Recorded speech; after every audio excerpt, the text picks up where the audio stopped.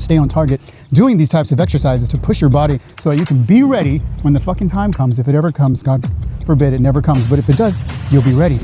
Doing all this stuff is masculine because of the intent. But when I asked you from the beginning, does it fit VIP, the value, right? Does it have value? Does it have, what's the importance and what's the purpose? And you told me all those things, and those things weren't so I can be a badass, right? They weren't so I can shoot fucking chicks. Liberals, or so I can pick up chicks, because all three of those is not masculine. Your reasons are all masculine. Therefore, I put you in a masculine box, right? Because that's what masculinity is for me. So I'm transitioning into, I had this Make America Masculine Again, because I believe that we need to reframe masculinity, because it's not dangerous, it's not brutal, and it's not violent. People have made it that. That's not what it is. Okay, that's trash. We can't use that. Absolutely. So I'm somewhat transitioning to I'm calling modern masculinity, because we can take some of those traits of our fathers and our grandfathers, some of them, and bring them over into what we would call our everyday life, which we weren't working on the farm 24/7, right? And in today's society, as a man, we do have a spectrum of emotions, and we should be able, as men, to be able to project any fucking emotion that we want. And again, like, this is my journey, and this is how I like to frame modern masculinity. Is I think it has to do with strength, and not just strength in lifting and pushing things, but real internal strength in being able to do what I like without the fear of repercussions, without fear of being judged. And I don't mean like legally, I just mean like those types of things. I'm going to feel this way. Like, I usually present this question to dudes, and I ask them, like, what do you think is harder, crying in front of your girl or doing a day of working out like this? It's harder to cry in front of somebody, as the way we grew up.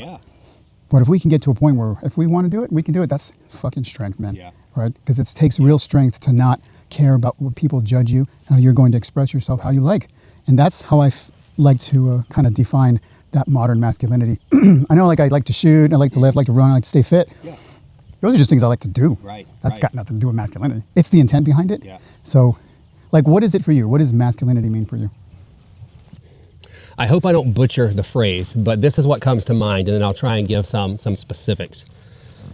So, to me, being able, having the capability of being a monster or destroying someone or a bad guy or something, but the willpower to control it. That is my definition internally. Like, to know that if we were walking through a department store and I seen someone backhand a little kid, that I could go remind them that's not a good idea, but restrain myself enough that I don't overly.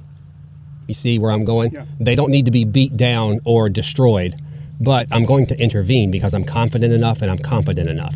But I'm not a monster that I'm going to go just destroy someone and make them bleed. It's like a wolf in man's clothing. I like it. Yeah. I like it. And something you were saying earlier really struck me too. Like, I felt that in my soul. Like, we're talking about fitness and health, and you can be as strong as you want and not be flexible, and it's not going to do you a lot of good. Or you can be a marathon runner and be able to run 15 miles, but if you don't have any strength, there's no balance. We need the balance with the mental as well.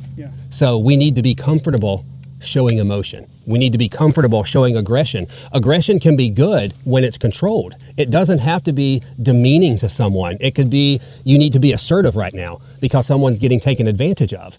They need that masculine person. And like you said, it doesn't matter if it's a man or a woman. They need someone assertive and confident and capable to step in for them because they're not able to defend themselves. That's masculinity to me. It takes a lot of strength to show up. Just showing up. I don't know if you've ever, I'm sure most of us have been into a fight, right, in our life. You know, the hardest part about fighting, about getting into a fight, it's showing up for that fight. Like, actually coming to the agreement that you're going to fight. That's the hard part. The fighting doesn't take long at all. Like, a couple of whacks here, there, you're on the floor, you're wrestling, and you're like, okay, we're done. You know, that's actually not even the hard part. The hard part is that internal strength, that part where it's like, we're squaring up, this is about to happen, and then the commitment. That's the hard part.